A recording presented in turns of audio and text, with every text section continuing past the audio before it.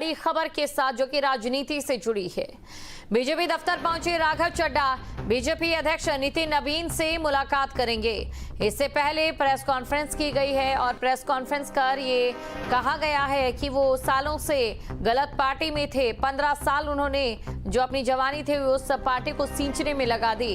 और अभी ये तस्वीरें आपके सामने हैं। तस्वीरों में आप देख सकते हैं जहां पर राघव चड्ढा पहुंचे हैं और वाकई आप देखिए जाहिर तौर पर चाहे बात हम संसद की करें तो वहां पर अब बीजेपी की ताकत 7 सांसदों के साथ, जिस प्रकार का ये दावा है, 7 सांसदों के साथ बढ़ती हुई नजर भी आएगी। तो बीजेपी दफ्तर पहुंचे राघव चड्ढा। ये तस्वीरें आपके सामने। बीजेपी अध्यक्ष नितिन नवीन से मुलाकात उनकी ओर से की जाएगी। वहीं आम आदमी पार्टी की ओर से जो आरोप लगाए जा रहे हैं वो कुछ और कह रहे हैं। तो बीजेपी अध्यक्ष नितिन नवीन से मुलाकात करेंगे। फिलहाल तस्वीर आपको हम दिखा रहे हैं। बड़ी जानकारी आपको दे दें, आम आदमी पार्टी के राज्यसभा सांसद राघव चड्ढा यहां पर पहुंचे हैं बीजेपी दफ्तर में और नितिन नवीन से उनकी मुलाकात रहने वाली है। I am the right man in the wrong party, ये उनकी ओर से कहा गया था। तो बीजेपी अध्यक्ष नितिन नवीन से वो मुलाकात करेंगे। ये बड़ी जानकारी आपको दे दें, जहां पर बता दें कि इस समय राघव चड्ढा बीजेपी के ऑफिस में हैं।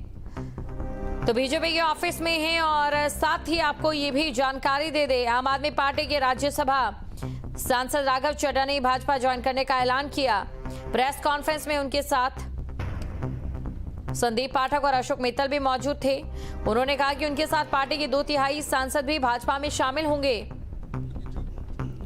उन्होंने कहा कि सामने आ गए तो शायद मुझे लगता है कि बीजेपी में अब जो हलचल दिखाई दे रही है बड़े नेताओं के लेवल पे, कि जितने लोगों के नाम सामने आए हैं सबको एक साथ बुलाकर बीजेपी में मीडिया के सामने खड़े कर दो, ये रणनीति इनकी अभी दिखाई दे रही है। हालांकि 3 लोगों ने ऐलान किया, साहब डायस पर बैठे। आप अशोक मित्तल को देखें कि कुछ ही दिन पहले राघव चड्ढा को हटा करके राज्यसभा के अंदर उनको जिम्मेदारी दी गई थी।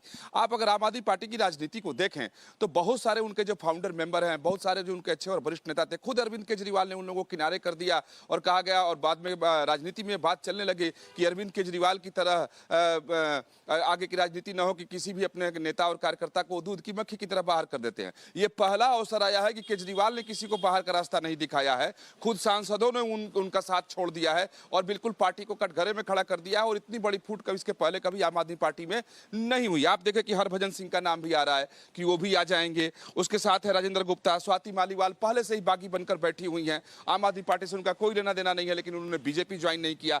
अब आया कि अब स्वाति मालीवाल बीजेपी के इन सबकों के साथ ज्वाइन कर लेंगी। उसके साथ साथ विक्रम साहनी का भी नाम आ रहा है। तो कुल मिलाकर देखें कि अगर 10 में से 7 आते हैं, जो राघव चड्ढा ने ऐलान किया कि 2/3 बहुमत से हम लोग अपने पार्टी का विलय कर रहे हैं। अब ये बहुत ही, अगर टेक्निकल तौर पर आप देखें तो बहुत बड़ी बात होती है।